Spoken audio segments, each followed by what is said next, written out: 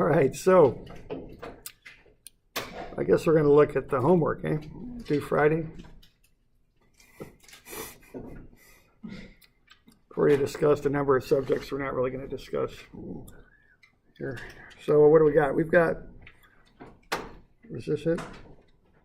No, this isn't it. Where is it? Yeah, this is it. Okay, so 221. So what you're going to do on this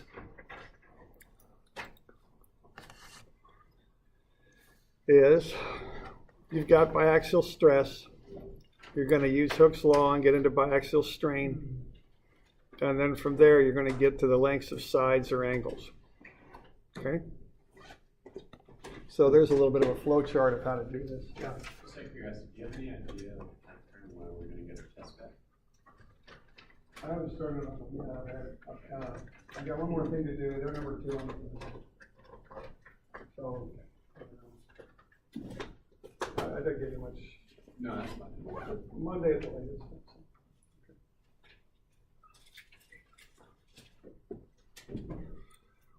Okay, so there's the flow chart of how to get this done. And this is an awful lot like this stuff we did in class, okay? So what you want to do is first figure out what sigma xy and tau xy are. And, you know, as I think you should know by now, that normal stress is positive when it pulls and negative when it pushes. Okay, so both of those normal stresses pull, so they're both positive. So positive 50 and positive 30. Now the shear, if you look at the particular reference shear that we've got, it's on this edge right here. And what it's doing is it's going downward. Okay, so there's the reference shear right there.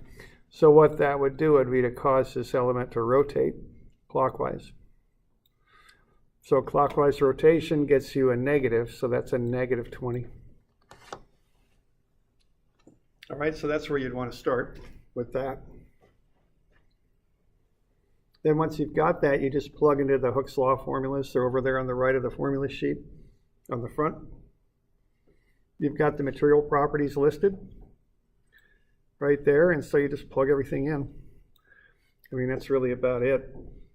And so you can get epsilon x by running those numbers. Okay, so you just plug in 1 over e sigma x minus nu sigma y.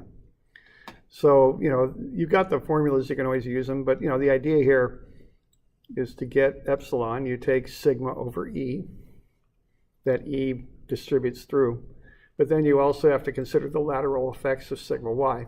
That's why it has a nu in front of it, okay? That's the basic idea behind that formula. So you just run the numbers. Remember to include, you know, the powers of 10 on this, get everything in newtons per meter squared. And we get 0.0531. So what's happening is in the x direction, the line there is getting 5.31% longer. So to find the final length of the line, you can take 15 centimeters, which is the original length of the horizontal line there on the bottom, and just multiply that by 1.5031. Okay? And that'll get you the final length. That's 15.8. Okay? So that's the process for the length of the lines. We're doing all right with that? Okay. You can do the same thing in the y. You'll come up with 12.26. So it's getting longer in both directions, okay?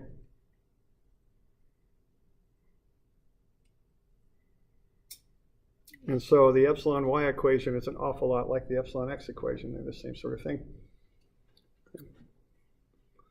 Now, you can also find epsilon z. Now, even though it's biaxial loading, it's still a three-dimensional object. So both sigma x and sigma y are lateral. to the z-axis. So you're going to have nu on both of those terms when you find epsilon z. Okay.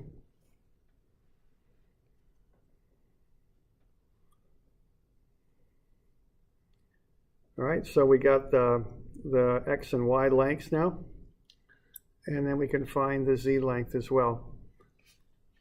So we go negative nu over e times sigma x plus sigma y. So we're multiplying, the nu distributes through the sigma x and the sigma y because both x and y are lateral to z. So that comes out to be negative 0.025. So what's happening is the thing is stretching out in the x and y directions because of these tensile stresses. So if you think of that as being like a rubber sheet or something with a bit of thickness to it, it's going to pull out in the x and y, but what it's going to do, it's going to get thinner in the z because it's stretching in the x and y. And sure enough, the numbers bear that out, so it's negative 0.025. So if you take that times the original thickness, and that's 2 centimeters thick, it'll end up being 1.95 centimeters thick because it's getting thinner, it's stretching out in the x and y.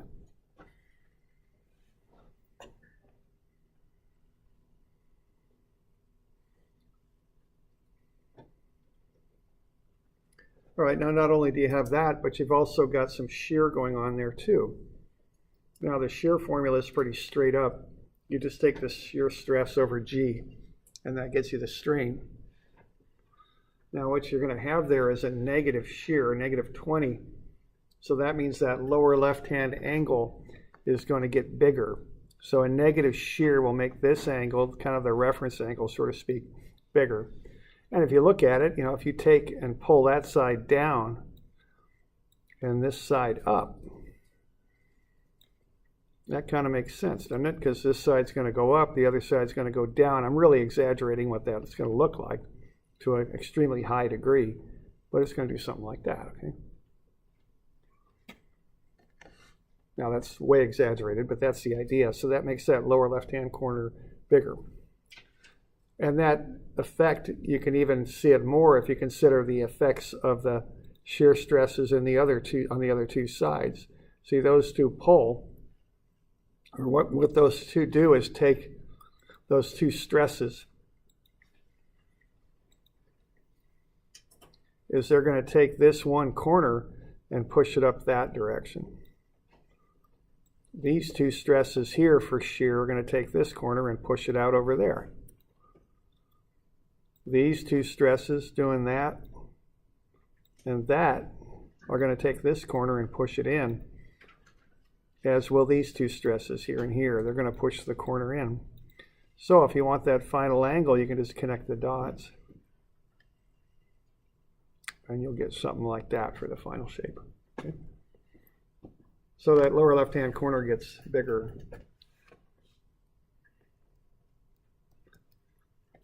And there's the numbers on that. So gamma xy is tau xy over g. Run the numbers, you get a negative 0.0625.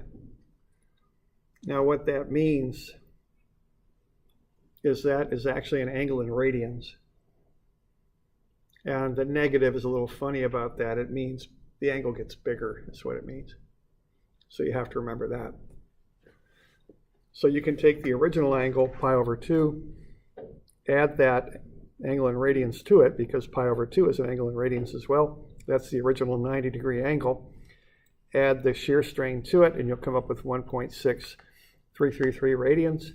You can then convert that into degrees. So that lower left-hand angle becomes 93.6 degrees.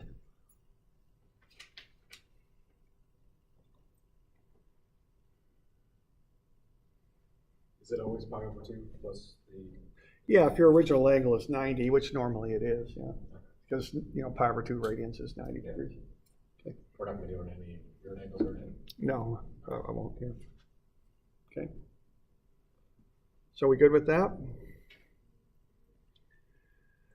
So what you've got now is the information to come up with the final shape of that plate. It starts off as a rectangle that's 12 by 15, but it changes shape now. gets longer in the X and Y, the depth of the plate gets a little less, and also it turns into just a little bit of a parallelogram, is what it does.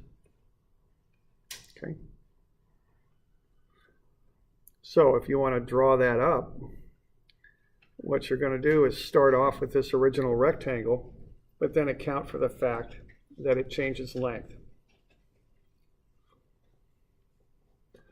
Now, remember, what a shear is a change in an angle.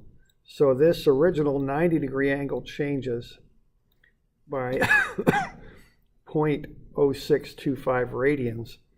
Now, in order to draw that up effectively, you kind of have to decide on which side the change in angle is going to go. So for the purpose of these sketches, I just assumed half on the vertical line and half on the horizontal. So I'm going to rotate both the horizontal and vertical lines by half of the angle. And that'll get me the new shear angle between the two lines. That's correct. Okay.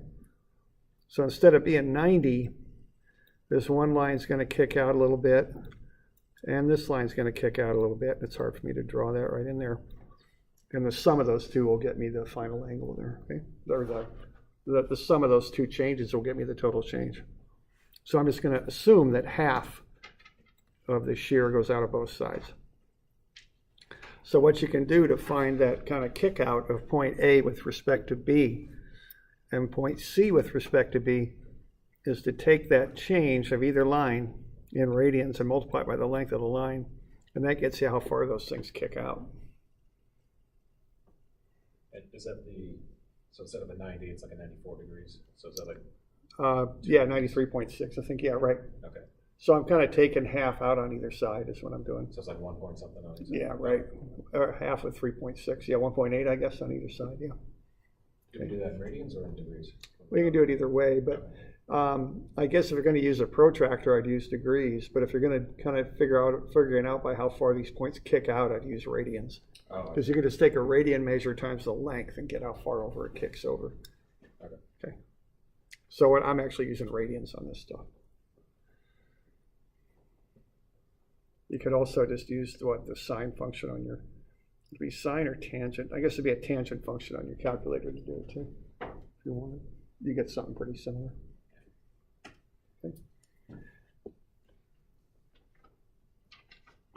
Okay, so the first thing I do would be to lengthen those lines out. So point A up there for the normal strain lengthens out to 12.26. Each one of those small squares represents a tenth. Or excuse me, represents 1 centimeter, I'm sorry. Half a centimeter, half a centimeter. So on A, it's going to move up half a centimeter, which is half a box. So each little box is 1 centimeter. There we go. Or is it? I'm sorry. It's half a centimeter. I'm sorry. I'm mumbling here too much. Each box is half a centimeter. So A is going to move up half of a half centimeter roughly. Okay. 0.26. 15, this side's going to lengthen out by 0.8 centimeters. So one of these boxes is half a centimeter, plus a little bit more than half of the next one gets you the total of 0.8. So both of those lines are lengthening. And I'm indicating that first. These are intermediate points, because I'm also going to have to apply this shear effect, this kick out that makes those angles bigger. Okay. So C deflects down 0.469 and A deflects to the left 0.375. So I'm doing the best that I can to draw those into scale. Now what I'm assuming here is that B is my reference point. Whenever you're doing these deflection sketches, you have to assume a reference point. I'm assuming B is the reference. And then I draw lines from B to A and B to C. And then I'll draw parallels. I didn't label it as such, but I could call this a D up here. So then I could just draw CD parallel to AB and AD parallel to BC. And that'll get me the final shape. Okay.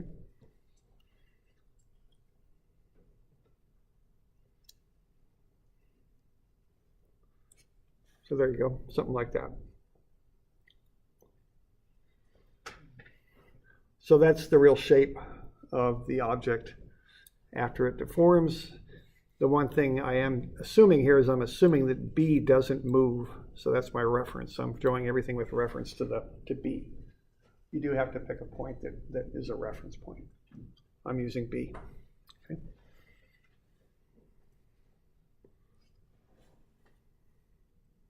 You all okay with that?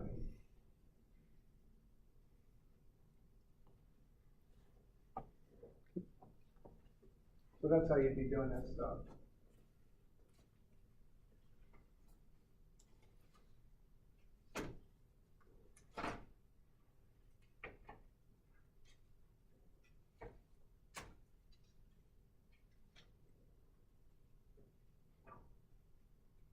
Amen.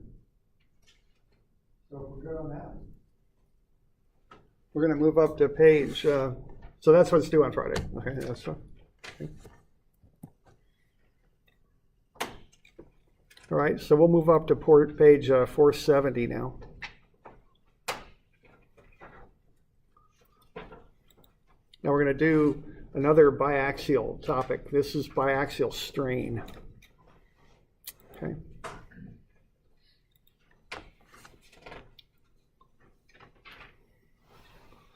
So this is on page 470.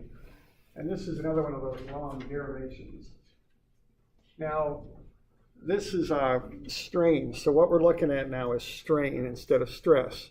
We've already done biaxial stress. Now we're going to do it for strain. So, but the concept is very similar. What we're going to say is we know the strain in the X and Y directions, both normal and shear. Based on that, we're going to predict what the strain will be at a given angle. Okay? Now, this is going to be very, very similar to biaxial stress with a couple of exceptions. The first exception is our reference line is the horizontal now, not the vertical. So that's the one thing you just kind of have to remember. These equations are based on a horizontal reference line and an angle measured counterclockwise from the horizontal, not the vertical. Okay? So there's theta. Now what we're going to do is start off with one of those little calculus element things. And that's going to have sides of dx and dy. And then we're going to strain one of the sides. In this case, I'll strain epsilon x dx. So what that's going to do is stretch this whole element to the right. Okay. Now what I'm going to want to do is for this angle theta, see what the effects of that will be on this point right here. Okay. So what I've got in there is a little bit of a right triangle where I can approximate it as such. And so if I take that point at the tip of the right angle there, and I pull it over that way, epsilon x dx, and I've got an angle here of theta, the angle in this vertex right there is going to be pretty close to theta as well.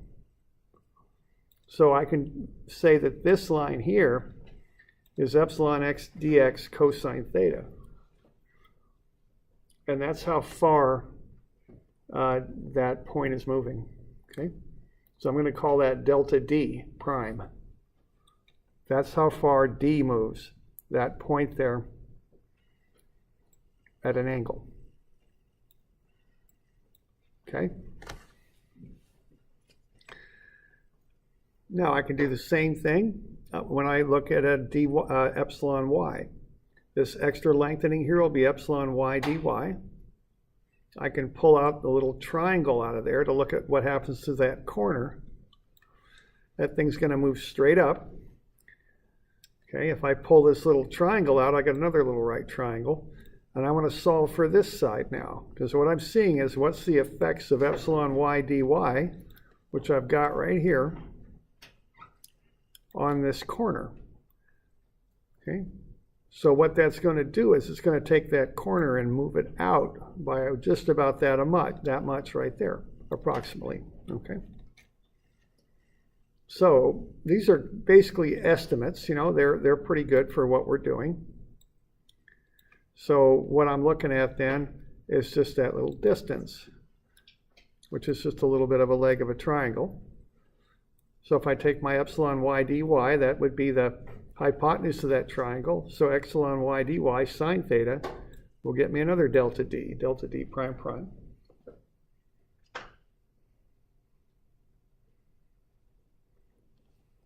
And then the last thing I can look at here is the rotation of this line in a shear strain. That delta right there is epsilon gamma xy dy. That'll equal this distance right here. And I've got another triangle I can work with. Okay, so I got my angle theta in there. I got my gamma xy dy right here. And this thing's going to lengthen out a little bit. Okay. And that lengthening will be gamma xy dy cosine theta, because my angle theta is right up there. This is the adjacent side. And that'll be delta d prime prime prime.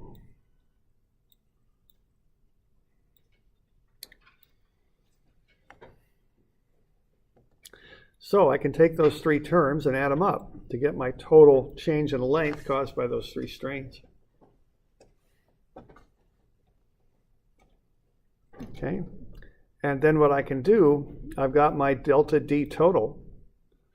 But really what I want is a strain. So I'm going to take my ds here, that was my original diagonal length at that angle theta, and divide through by that. So I got delta D over ds. And I got epsilon x dx over ds cosine theta, plus epsilon y dy over ds sine theta, plus gamma xy dy over ds cosine theta. As I've calculated as a total down here, then I'm just dividing everything through by ds. So delta d over ds is my strain at that particular angle, epsilon x x1, epsilon x1. dx over ds, okay, here's my dx, here's my ds, that's cosine theta. dy ds is this side over my ds. That's sine theta. So I can plug those in. I can throw in some half angle formulas from trig.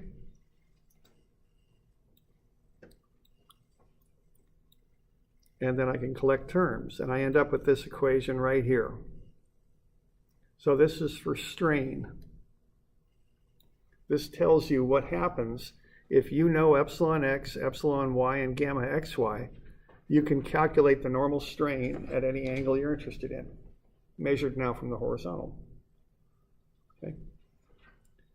Now again, I'm not going to test you or give you homework on that derivation, but we are in the back of the formula sheet now. We're going to use this formula a little bit, okay?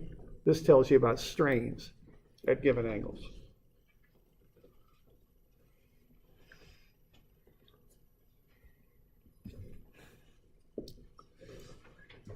We good with that?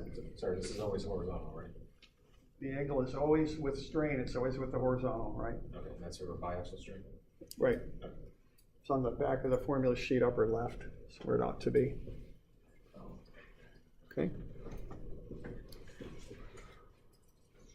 All right.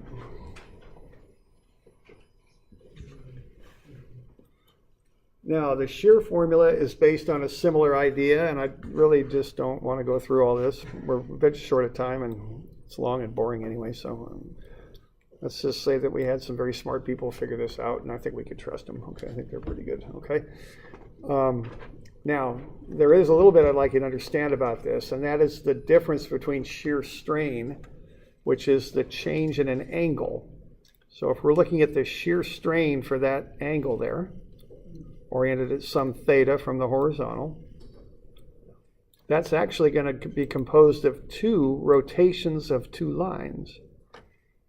If we look at the rotation of the vertical line and the rotation of the horizontal line, call the horizontal line rotation alpha and call the vertical line rotation beta, the shear strain, which is the change in that original angle to this, will be the sum of alpha and beta, okay? So the rotation of a line is alpha, normally is how we define it, whereas a shear strain is the rotation of two lines with a net effect of that, okay? So we have an equation for alpha, and we also then have an equation for gamma, the shear strain. So there's the alpha equation, which should be in your formula sheet. And we do a whole lot of kind of substituting and trig and stuff when we get to this gamma x1, y1 equation. Okay. All right. So on page, I think it's 490, we've got kind of the bottom line here, okay?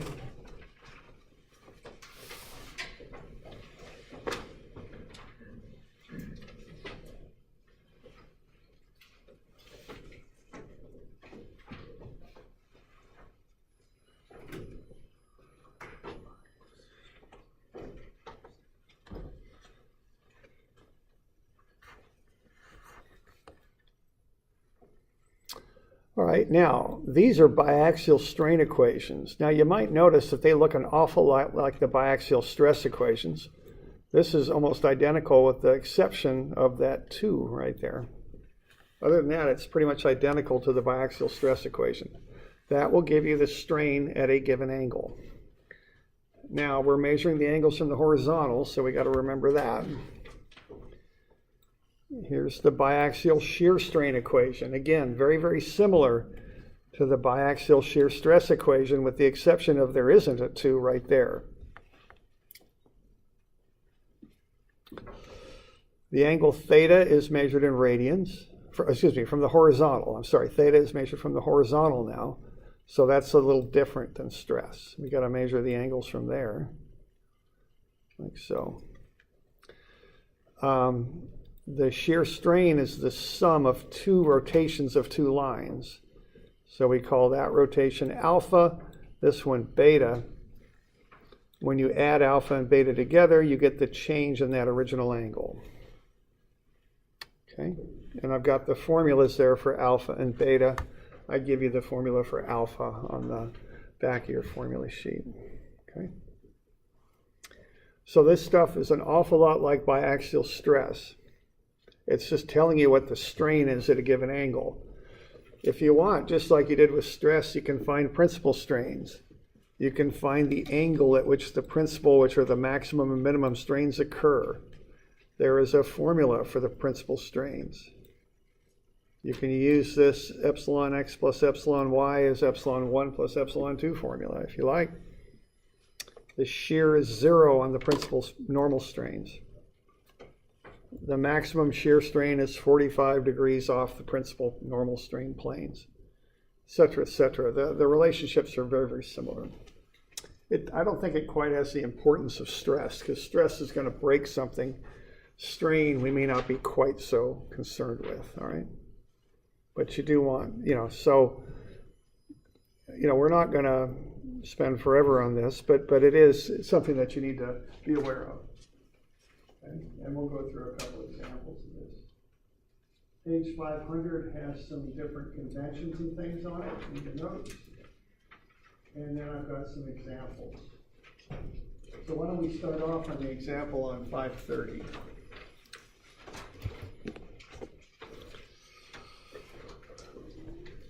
Let's say we've got a plate and we've measured the strains in the x and y directions. There's little strain gauges that you can, that are used to measure strains.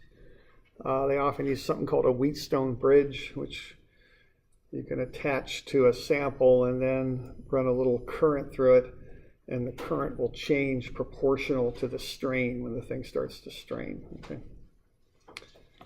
So what you would do, what we're saying here is we know the strains in the x and y directions. Okay, there they are.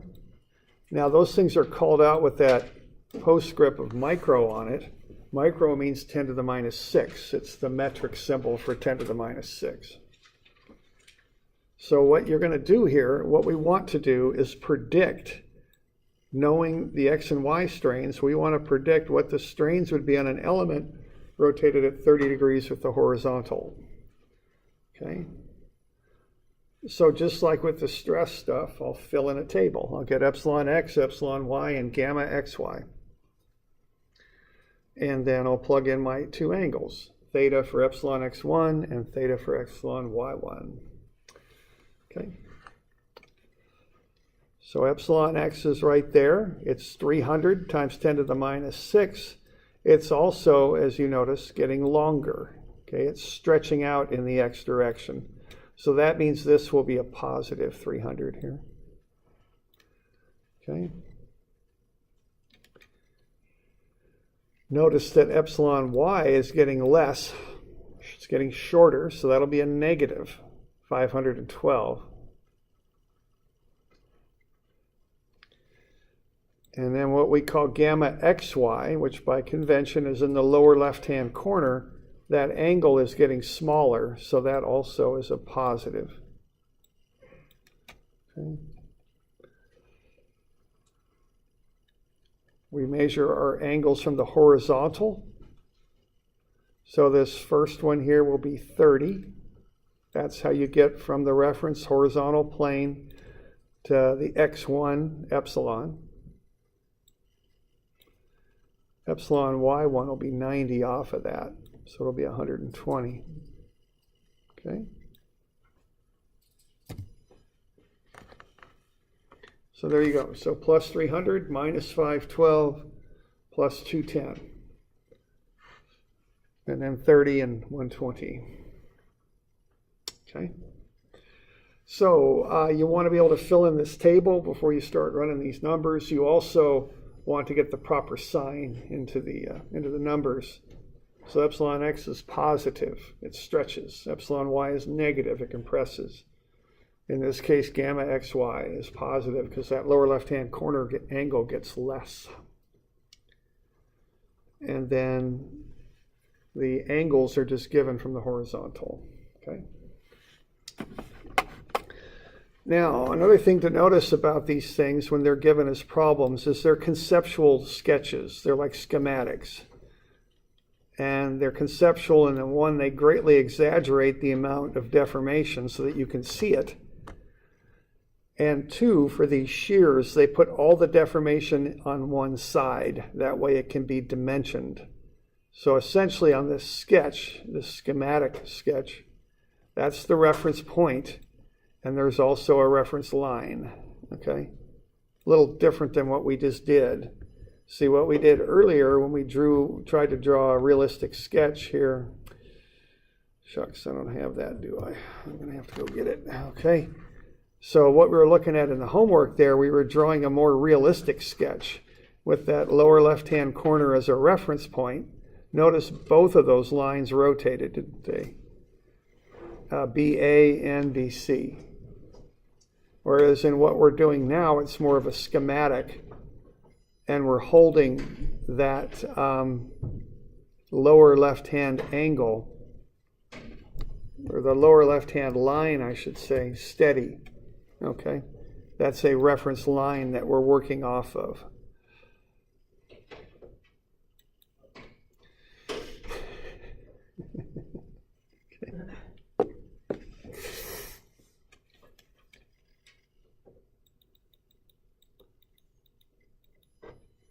Okay, so we put all of the shear strain on one side as opposed to factoring it into both sides as it would probably actually do, as it would probably act.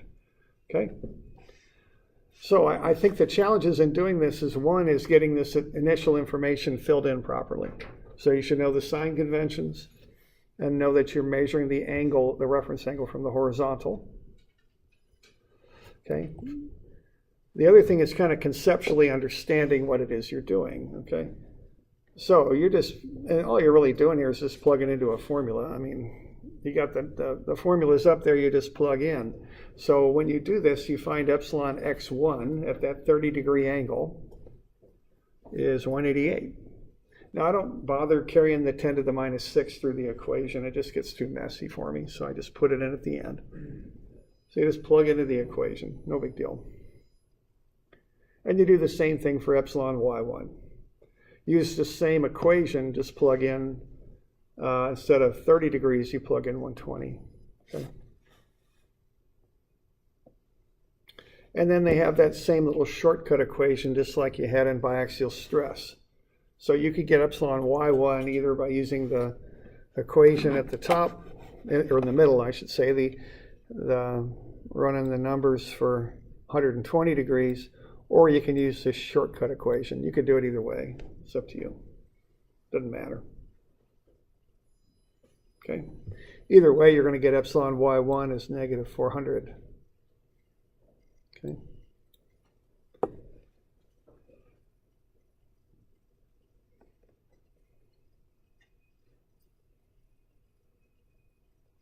So we're doing all right with that?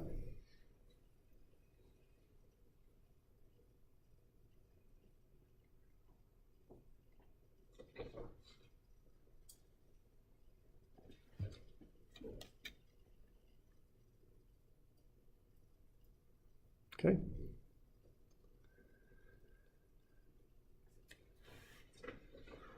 Okay, then there's also an equation to find the shear strain.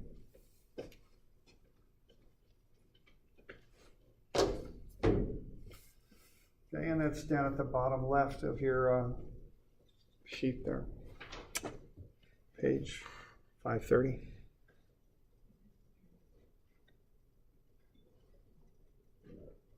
So you can just plug into that and get that as well. The angle you'd use there would be 30. So again, this stuff's very similar to biaxial stress. Just slightly different equations and a different reference angle. That's really about it. And you got to learn the sign conventions. Okay.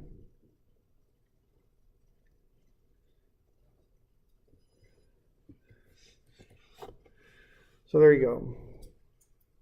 So what you've got then are the strains, the normal strains that act in the 30 and 120 degree directions.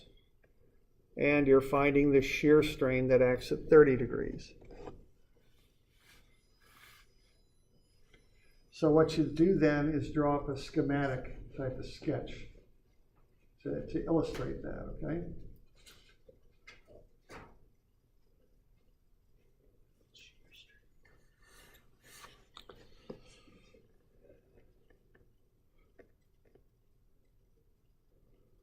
Okay. So you're going to take that square that's at 30 degrees and show the strains acting on it. So you're going to hold that lower left-hand corner and the line that's rotated at 30 degrees constant, and then you'll show and dimension everything off of that. So again, this is more of a schematic than it is an actual representation. And you just want to show the dimensions on there. So you've got that box there. You're going to show the lengthening of the first line to the tune of 188 times 10 to the minus 6, which you put a micro on there to indicate it. The shortening in the 90 degrees off of that of 400. So the strain on that was negative 400, I believe. It was negative. And then the shear strain down below was negative 598. So that takes that original 90 degree angle and actually makes it bigger. 598 times 10 to the minus 6 radians. Okay.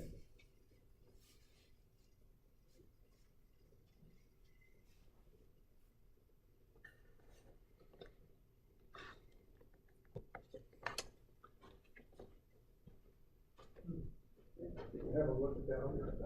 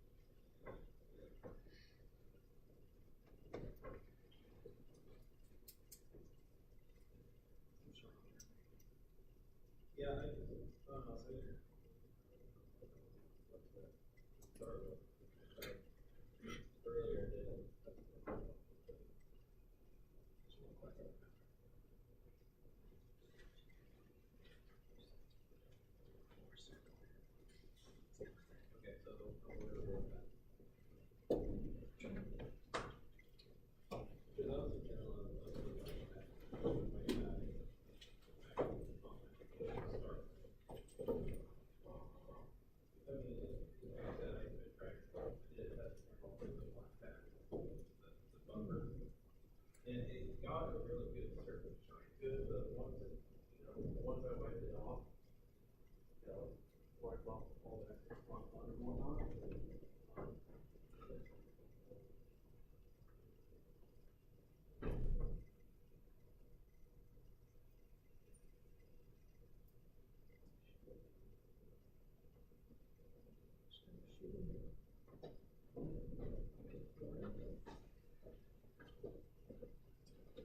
Why don't we just practice one of these just for fun. So let's just do a sketch. Let's see.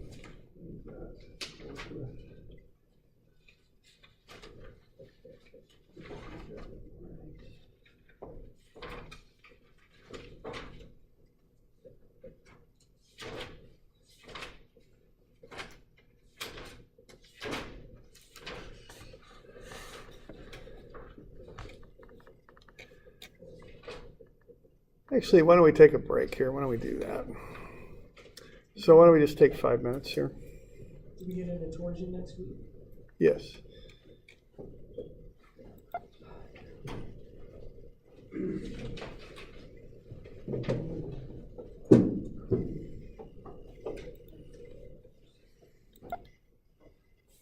All right, why don't we just look at an example of this.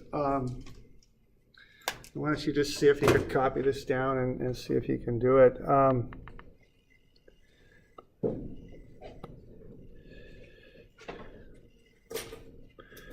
Say we got an element like that, and we'll make that 70. So is that 160 then?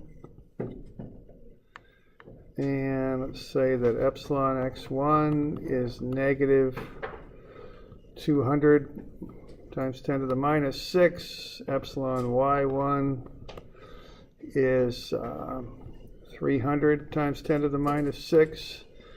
And gamma x1 y1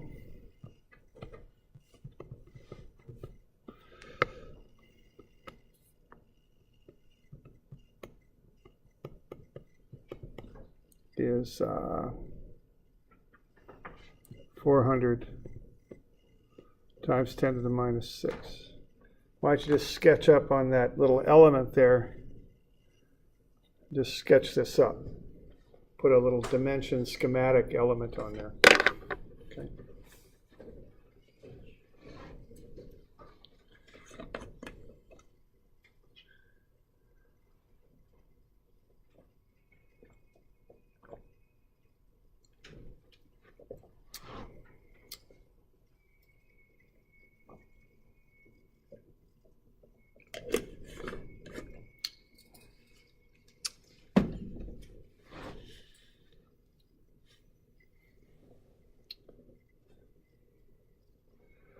So what angle would we say that the x1 axis lies at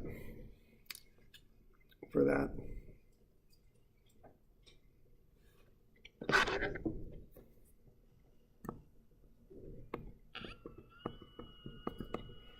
What would it be?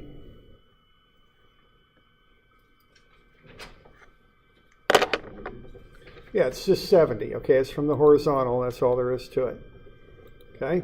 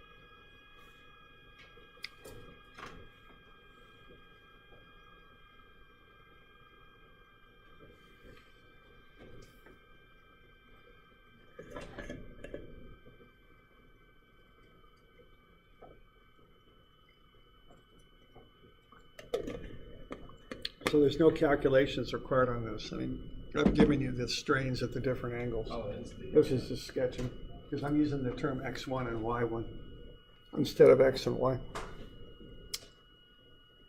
So it's just a sketching thing.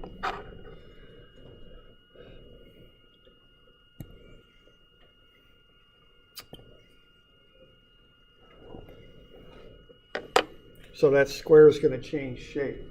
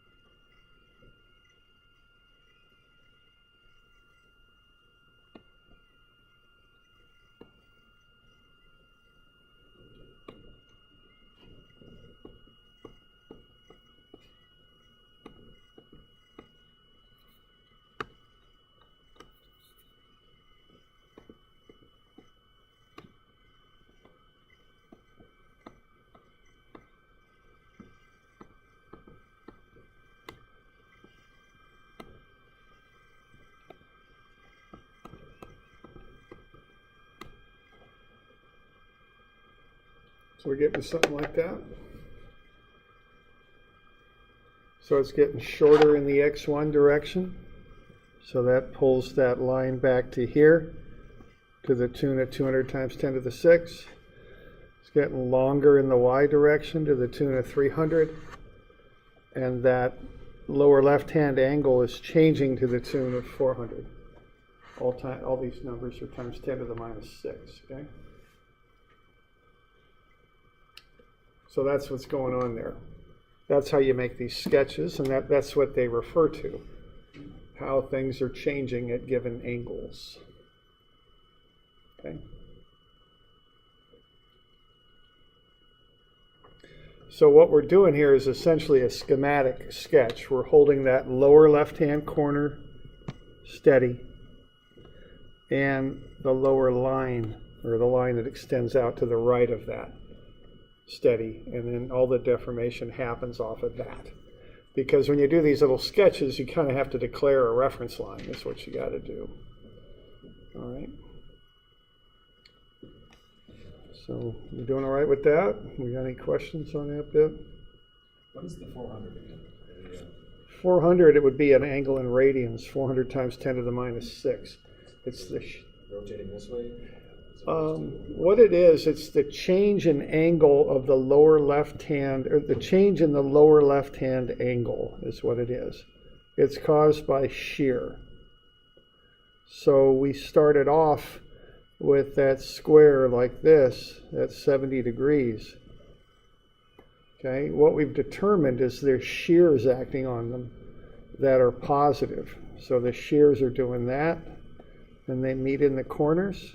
Okay, so what's going to happen then to that lower left-hand angle is it's going to change, and it's going to become less. So it's going to end up doing something like that on account of that shearing action. So a positive number decreases the angle? Yes, right. And then the angle opposite, to the right or left, above it or to the right of it, will increase by the same amount the lower left-hand angle decreases. Okay, so the 400 is affecting the gap between the red and the Yeah, line. right. It's the sum of alpha and beta. Okay. But for convenience, so you can label it, you don't show one of those lines. You don't show rotating. You put all the rotation on the other line. Okay.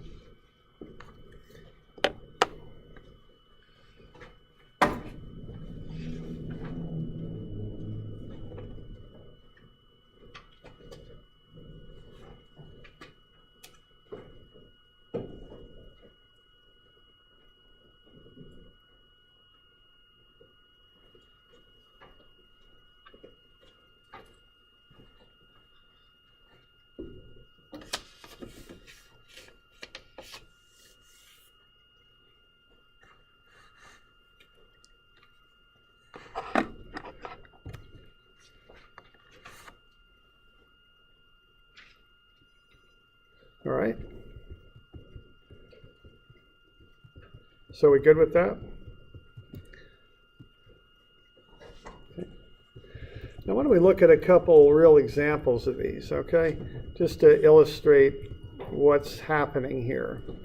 And, you know, I've designed stuff sometimes where I was applying all these fancy equations and doing this and that, and kind of had to ask myself, does this stuff really work? I'm just building a little dam here. Why am I spending a week doing all these calculations? What I do is build the dam sort of thing. But let's look at a couple examples here. And actually what I'm going to do, I'm going to plot these things up on graph paper to scale, and let's see if these equations work. So I'm on page 510. All right. So what I'm going to do here is I'm going to take a square. So the original square there is shown in solid lines. This is page 510. And I'm going to strain it in the X and Y directions. Now on this one, and you always kind of have to be aware of how you're approaching this, I'm holding the lower left-hand corner steady. That's my reference point. And both lines are rotating. Notice that, okay? So what I'm going to do is I'm going to have the strain in the X direction at 0.0667. That'll be the strain in the Y direction. And the shear strain will be 0.2, okay, positive. So those are the strains in the X and Y directions. You okay with that? Now, I've got that box, so it's 15 little boxes by 15 little boxes. That's how I've set it up. And I did that on purpose so we could convert these strains into fractions. So 0.0667 is 1/15 if you convert it into a fraction. So what that means is that original 15 box line stretches out by 1. Okay? So that's the strain. It gets 1/15 longer, which is 1 box to 15. You all good with that? Because the strain is a proportional lengthening. So if the strain is 1/15, it stretches out by 1 box from the original 15 box length. I got the same thing in the Y, a strain of 0.0667. So that stretches out to 1/15. Now my shear strain is positive, 0.2. Positive means that lower left-hand angle gets smaller, which I've shown. And I'm going to, again, assume that half of the angle comes out of each side. Okay? So the angular change of that original 90-degree angle will be 0.2 radians, which in a fractional sense is 3/15 of a radian. Half of that on each side will be 1.5 to 15 motion for each side. So what I'm going to do is I'm going to make that lower left-hand angle smaller by 1.5 over 15, being as that's a 15-unit long line.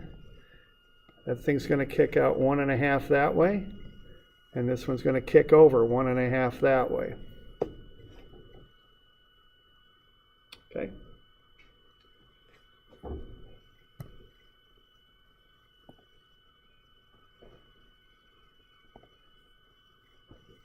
So there we go.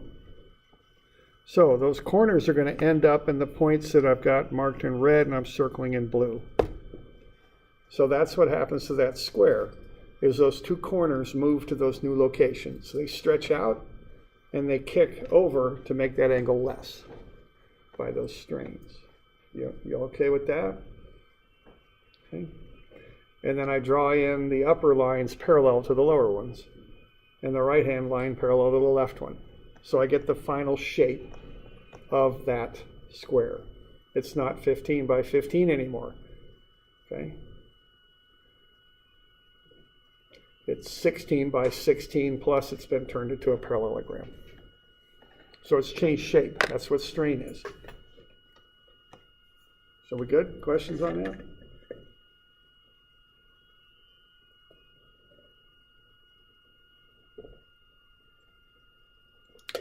So just by using that information of what happens in the x and y directions, I'm able to draw the final shape of the object. And that's going to get me an opportunity to see if these equations actually work or not. Okay, so what I want to do, I want to find the normal strain at 45 degrees. Okay, so why don't we go ahead and do that? I've got the normal strain equation there. And we got epsilon x and we got epsilon y. And theta is going to be 45. Notice as we jump into this, a couple of things.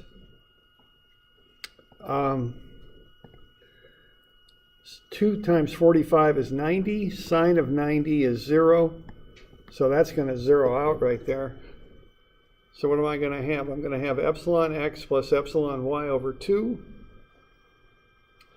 plus epsilon x minus epsilon y over 2. But epsilon x and y are equal to each other, aren't they? So that's going to zero out also, isn't it? I think. Am I right on that? I think so. So what would the strain in the x1 direction be?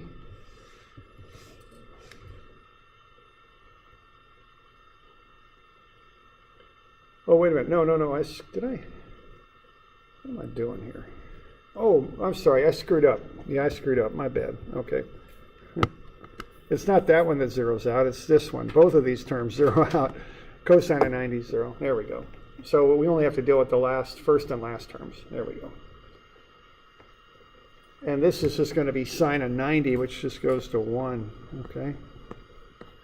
So what I've got going on there is I've got epsilon x plus epsilon y over 2 plus gamma xy over 2 times sine of 90, which is 1.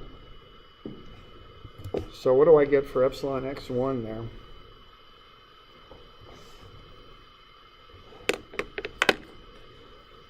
Just about 0.1667 or something like that.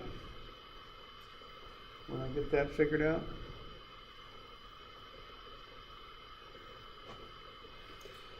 So by knowing the strains in the x and y directions, what I can do with this equation is I can predict this strain at 45 degrees. It should be 0.1667. So that line that started off at 45 degrees across that square should now be 16.67% longer, is what this equation predicts. You okay with that? That's the purpose of these equations. If you know what's going on in the x and y directions, you can predict what will happen at a given angle, in this case 45 degrees. So that line should get 16.67% longer is what it ought to do. Okay. Well, let's see if it does, okay?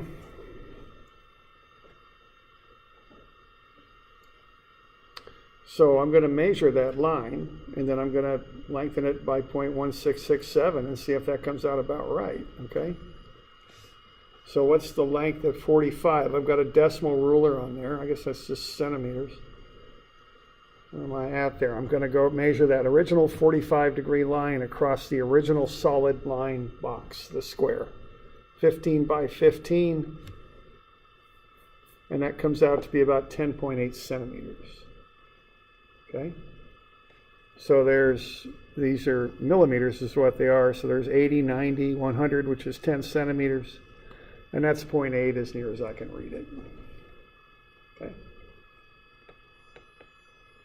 So that's 10.8 centimeters long. Now what this model predicts, what my equation predicts, is that that's going to get 16.67% longer. So if I take 1 plus 0.1667 and multiply it by my 10.8, I come up with 12.6.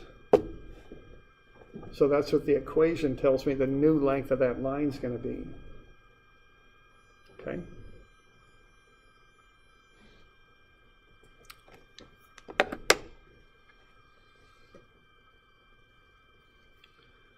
And let's see if it is. We'll just look at that ruler and measure it again.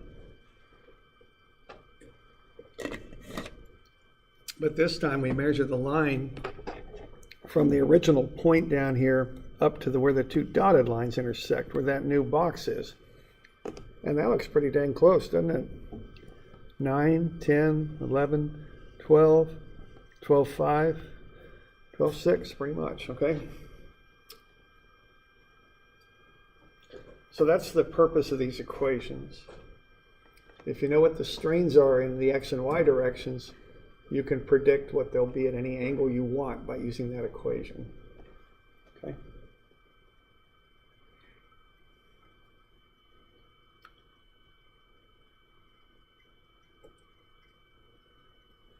Any questions on that? We doing all right?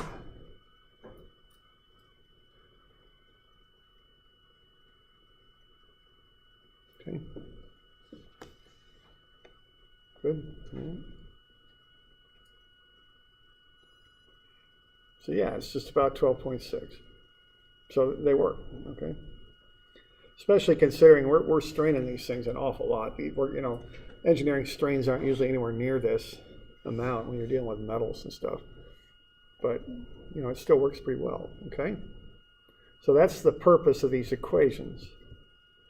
Now let's look at another one.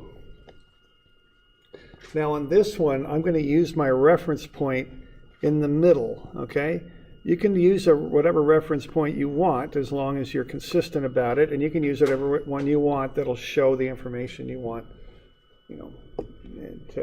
that'll help you get to the information you want, okay? So what I'm going to do with this one is I'm just going to stretch it out in the x direction. I'm going to take this 2 by 2 square with a diamond drawn in it, and I'm going to stretch it out 25% in the x. Nothing in the y, nothing in the for gamma, okay? So it's like a sheet of rubber, and I'm just going to stretch it out and make it longer. So this is on the next page, 520, I think, okay? So let's see what happens this time. So what's happening here is that original length is 2. I'm going to make it 25% longer in the x, so it'll become 2.5 long, okay? So I'm taking half of that on both sides of the middle now. 1.25 to the right and 1.25 to the left, okay?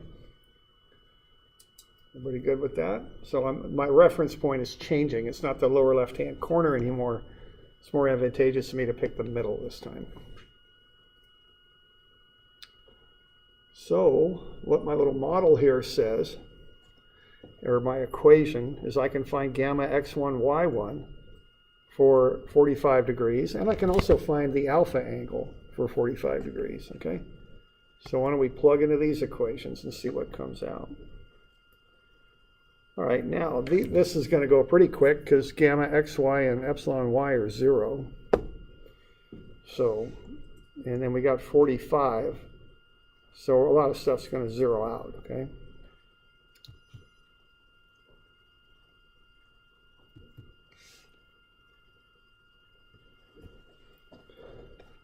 So that second term zeroes out.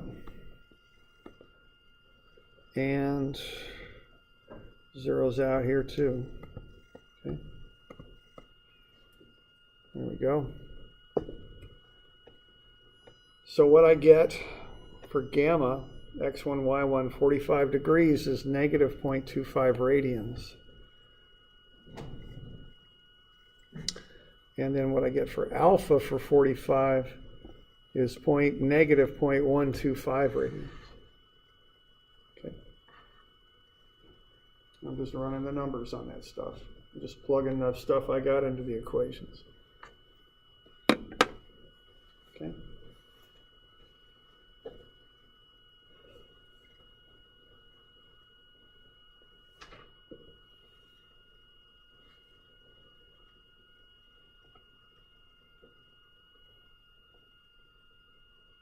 All right.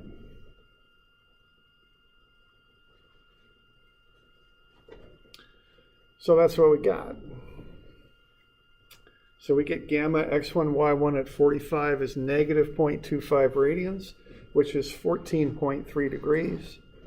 And we get alpha 45 is negative 0.125 radians, which is 7.2 degrees. So now let's check and see if these equations really work, okay? So I'm just going to get a protractor and put it on those angles. We're going to have a look. Okay.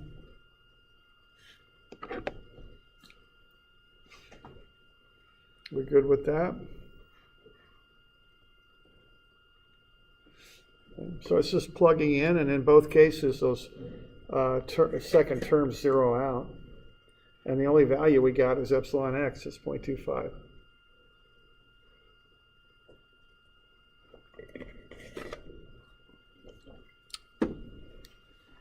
All right. So, and my model here predicts that gamma will be 14.3 degrees positive, because that negative shear strain is a positive angle, and alpha is going to be 7.2 degrees positive. So let's have a look. All right. So my original angle in here, of course, is 90 degrees. I mean, that's what it starts off with. That's what I'll be looking at for gamma. And I'm also going to look at what happens to that line BC, and that's at 45 degrees, okay? Now, what I'm going to be interested in is what's this new angle and what's that, okay? The shear strain should show up here. What my model predicts is what, 14.3 degrees? So if this equation works, that ought to be about 104.3 degrees. And this one here was actually positive, wasn't it? No, it's negative. Negative means it rotates clockwise. Darn that thing. Get over here. And that's going to diminish this. So what is that, 37.8 degrees? So that's what my equations predict are going to happen to those lines. Okay.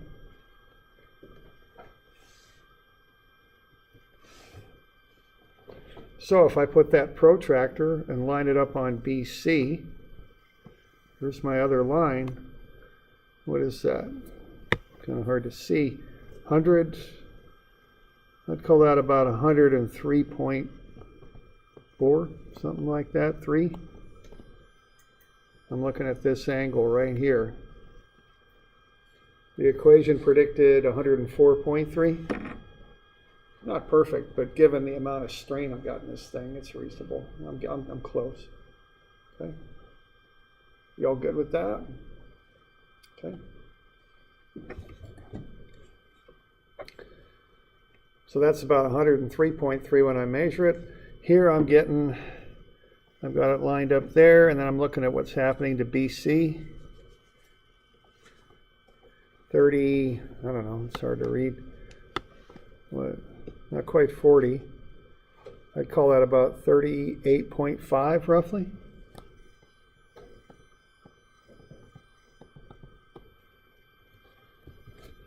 What were we looking for? 37.8. Again, it's in the ballpark. It's not perfect because I've got such extreme strains on this thing, but it's in the ballpark. Okay. So that's biaxial strain. We looked at normal strain, looked at shear strain. For the normal strain, we used the lower left-hand corner as the reference point. For shear, I'm using the middle. Okay. So that's what this stuff tells you. It gives you information about deformation, how things change shape. You okay with that? We good? Mm-hmm. Okay. Now, okay, so that's the kind of the real theoretical stuff, the biaxial stress and the biaxial strain, okay, on Hooke's law. Now let's look at a few examples now that we might run into when we're out there working and doing all that stuff, and how we might apply this. So let's start with pressure vessels. So we're going to change gears again. We're going to start looking at a little bit more practical sort of stuff, not down at this microscopic level for biaxial, but we're going to pull out a little bit and look at some situations you might run into if you're designing stuff. So let's say you're going to design a pressure vessel. So a pressure vessel obviously is a device like a balloon contains pressure. Probably the most common thing you see when you're just walking around is gas stations often have propane tanks. They're pressure vessels. You see them on trucks and trains sometimes. They've got that transportation number on them, but not sure which number it is, but they're compressed gas cylinders they carry around sometimes, okay? So what we're going to do is we're going to look at a wall thickness on the tank at T and a radius on the inside of the tank. If T is less than the 1/10 of the radius, the tanks are called thin-walled, and that's what we're going to analyze here. So we're going to assume a constant stress throughout the tank wall. If that ratio gets bigger than 0.1, they're not thin-walled anymore. And stress will vary throughout the wall. Okay. So what we're going to look at is failure modes for these things. What sort of stresses build up in them? And we're going to use a conservative sort of design. So the first thing we're going to use is hoop stress, circumferential stress, okay? Now what that does is it splits the tank in half the long way. That's the idea behind that, okay? And the reason it's called hoop stress is when they make barrels, they put hoops around them to contain this stress. So think of a hoop on a barrel. So what's going to happen here is we're going to ignore the help that the ends of the tank give us. We're going to treat the tank like it's a pipe. And we're going to look at what would happen if that tank were to split in half down the long way. All right, so we're looking at that happening. Half of the tank just ripping off right down the middle, okay? Now, if that happens here, what we've got is that internal pressure times that rectangular area over which it acts.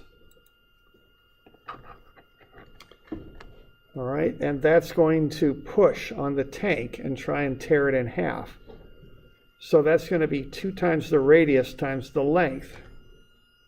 Okay, and that's going to get you the area of this rectangle right here. And that's going to be the area. And then the pressure is like a stress, it pushes on that area.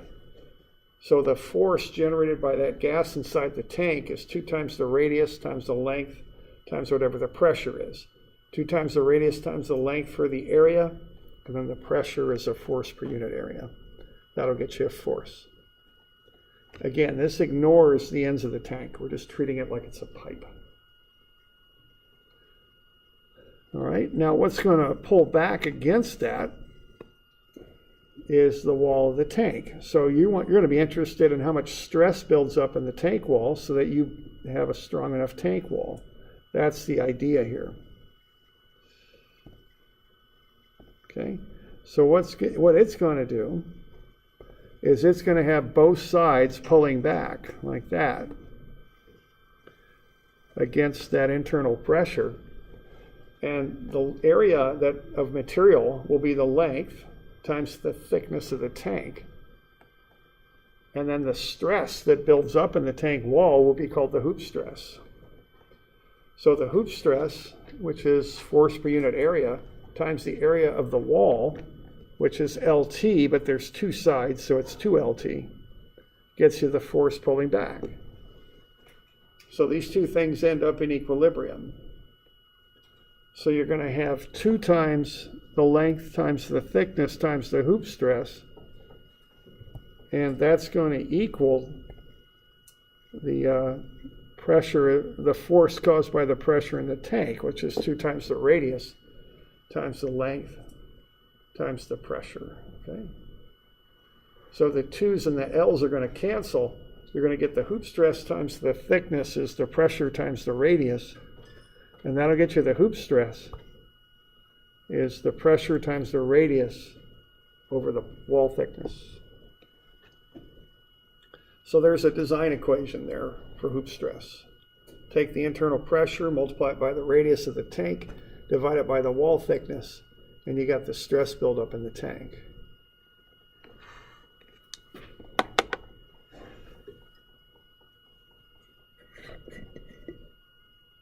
Okay. any questions on that?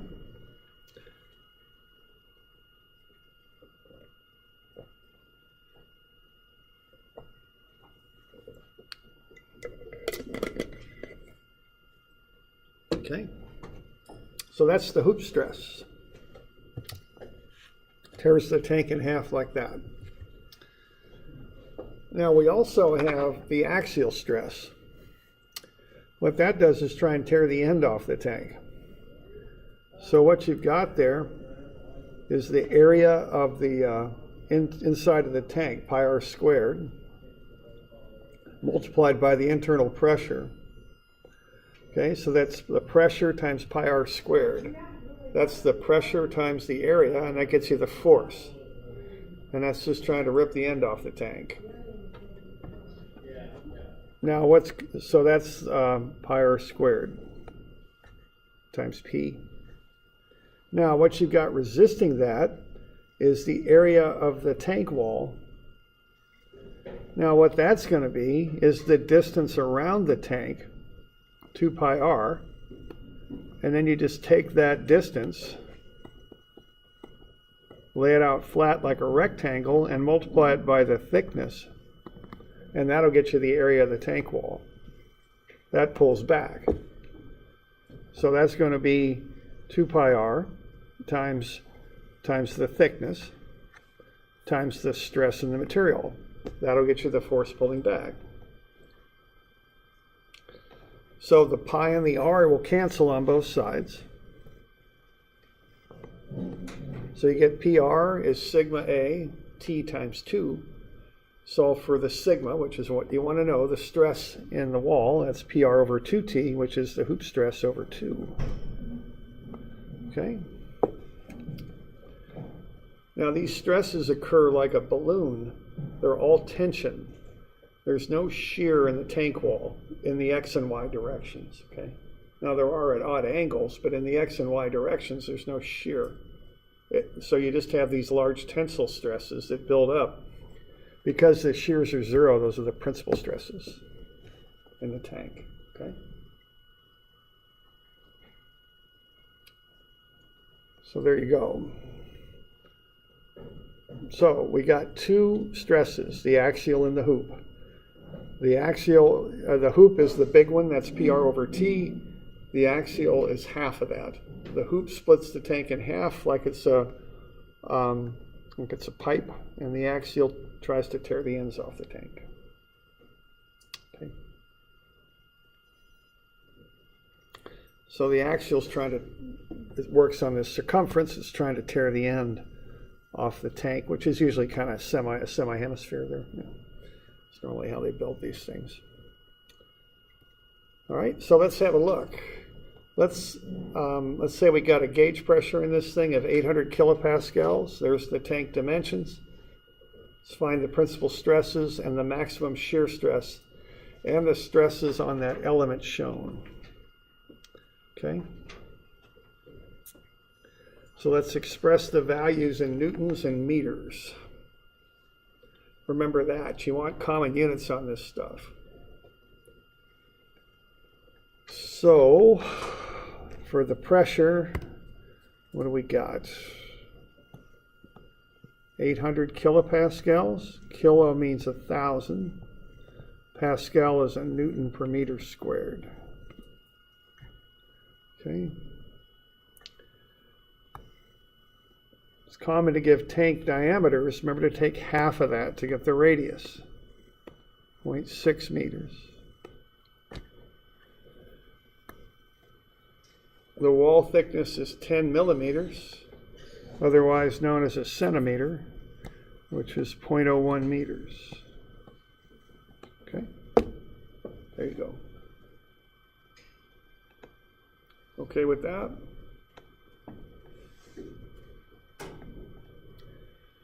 So once you got that, you just plug them into the equations, and you can find the hoop and the axial stresses. Okay.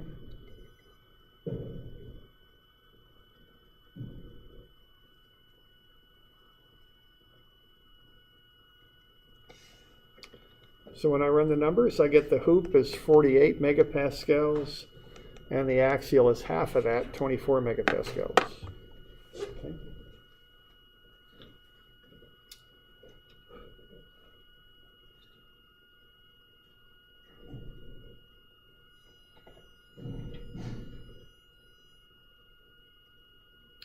So that's what you can get for the stresses.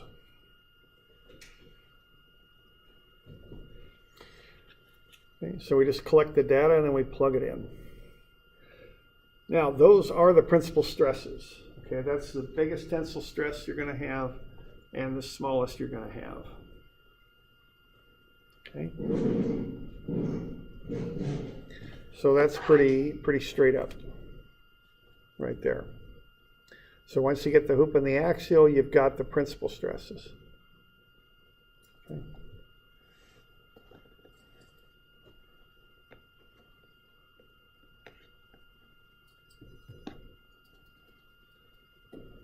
So why don't you put the stresses on that little element in the proper direction? Which way are those two things going? So I just want you to be able to discern between the hoop and the axial.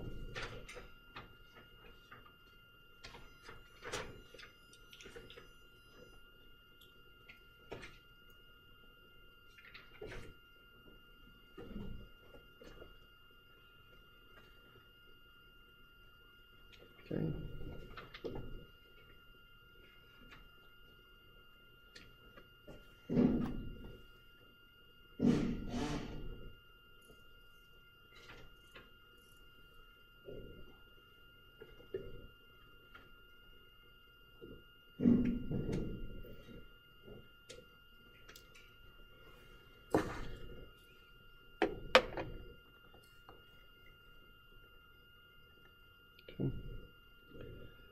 So the H means hoop. That tears the tank in half the long way, and the A means axial. That tears the ends off the tank, okay? So 48 would be up, and then the 24 would be to the right. So 48's up, down, and the 24 is left, right, okay? Because the 48 tears the tank in half like it's a pipe, and the 24 tears the ends off the tank.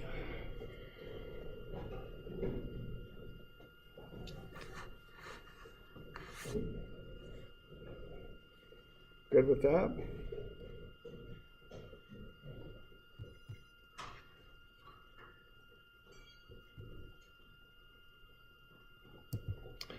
Okay.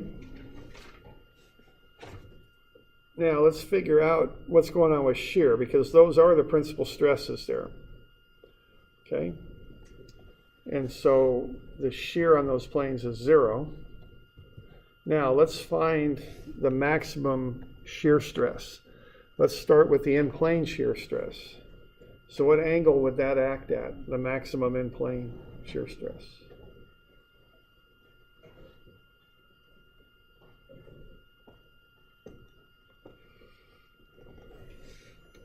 Is that 30 or is it, we're still working horizontal? Okay, now we're doing stress now, so we're going back to stress. So we're coming from the vertical. And it's not, 30 is just this angle that we're for some reason interested in. The shear, the maximum shear is 45 degrees off of the principal planes. Okay, so that'll be 45 degrees. So what I'll do, I'll plug 45 degrees into that general shear formula there and run the numbers, and I come up with 36. Or excuse me, I'm sorry, 12. So that's the maximum in-plane shear stress. It's 12 megapascals.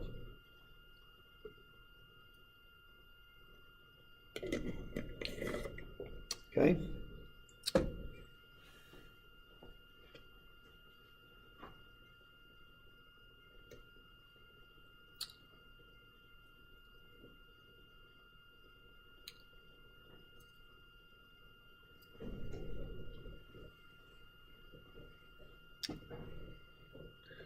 And then the average normal stress is 36.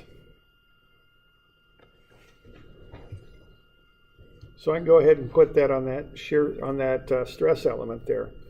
I got a positive shear on the 45-degree plane of 12. And then I've got average normal stress at 36 all the way around, okay? So I'm not doing strain here, I'm doing stress. Okay. So I got something going on like that. Okay. So that shear stress on the 45-degree plane down there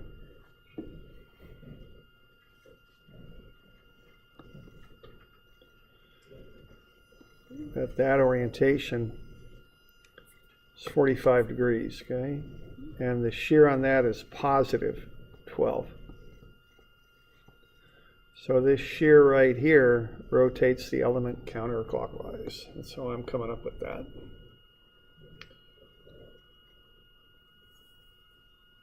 All right.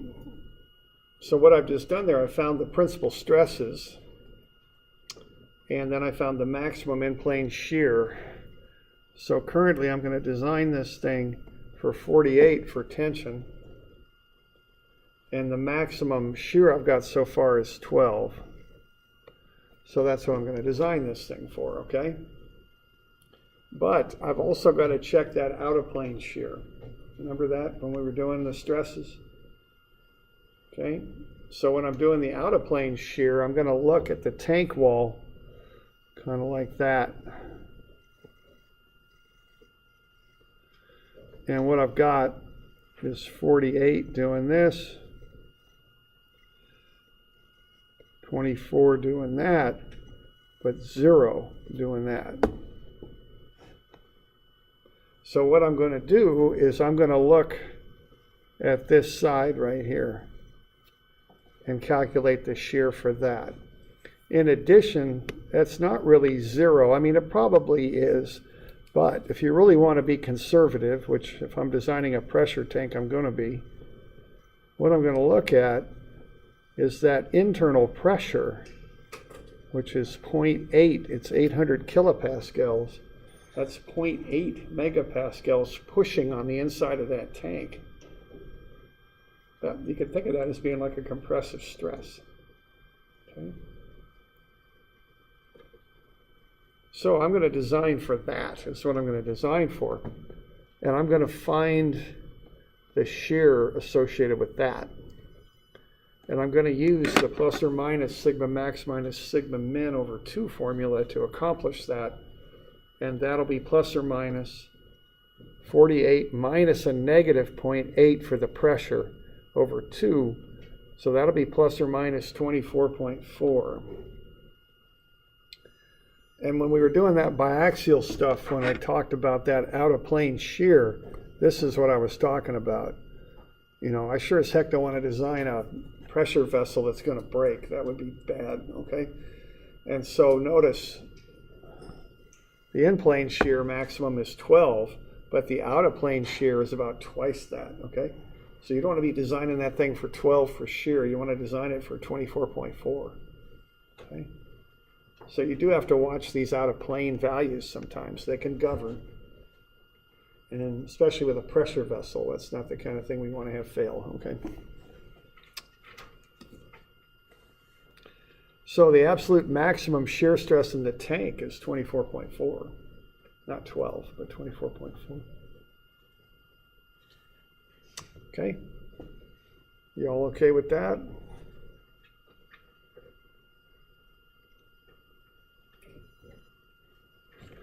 All right, now the last thing I could do here then would be to find the stress on that element, okay, that I'm showing. All right, so that angle there is negative 30. I measure from the vertical, but it's clockwise, so that's a negative 30. So what I could do is just plug that angle into the general equations and come up with the stresses.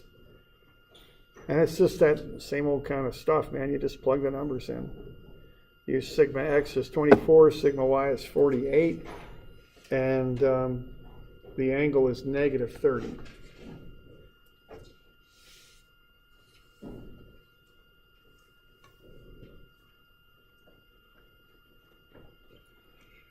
And what you're going to come up with is 30 for sigma x1. Sigma y1 is 42. And tau x1, y1 is negative 10.4. So that's the stresses acting on that element.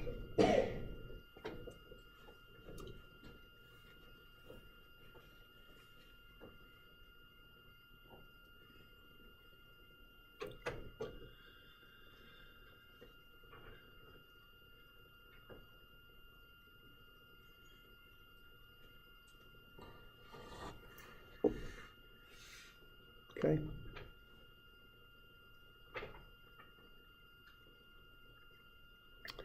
And then I could draw a sketch of that that would look something like so.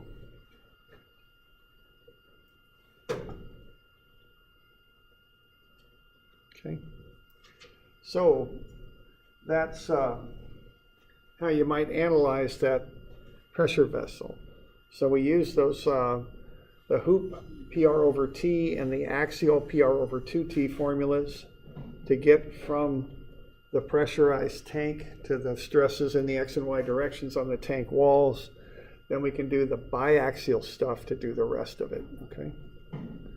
So there's a good example of why we learned that biaxial stuff in the first place, because we do the basic design equations to get the X and Y stresses, but then once we've got them, we do the biaxial stuff to get a little further in there and analyze for whatever it is we need to know.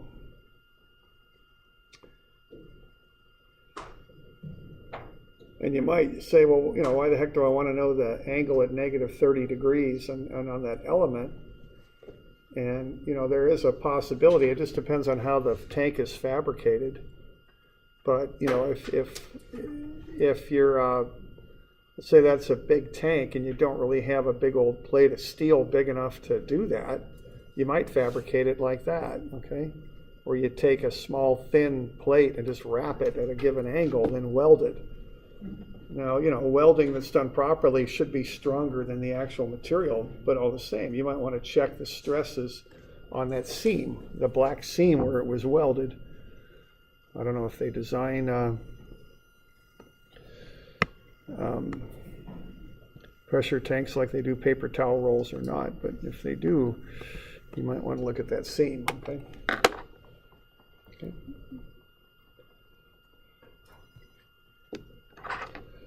All right, so why don't I give you a few of these to do. These will take a little bit of time. We'll go over them Friday, but give your budget some time this weekend to do it. These will be due Monday. No, they won't, because we don't. Do we have school Monday? I don't think we do. Okay, so Wednesday, I guess. And then I'll get you a couple of these pressure vessel problems. We'll go over these Friday. 5 problems due Wednesday? Yeah, I know. We're behind. Yes. Today is Wednesday, right? Yeah. It's the 14th, so that'll be the 21st. Okay. Can you remind us the numbers for June Friday? There's two of them, 221 and 221B is what I think. Yeah. Okay, I'm pretty sure. 221, 221B. And I think those are pages 14A and B. That's kind of what I remember. I'm just kind of speaking from memory though, so I hope I'm not getting it wrong, but I think that's right.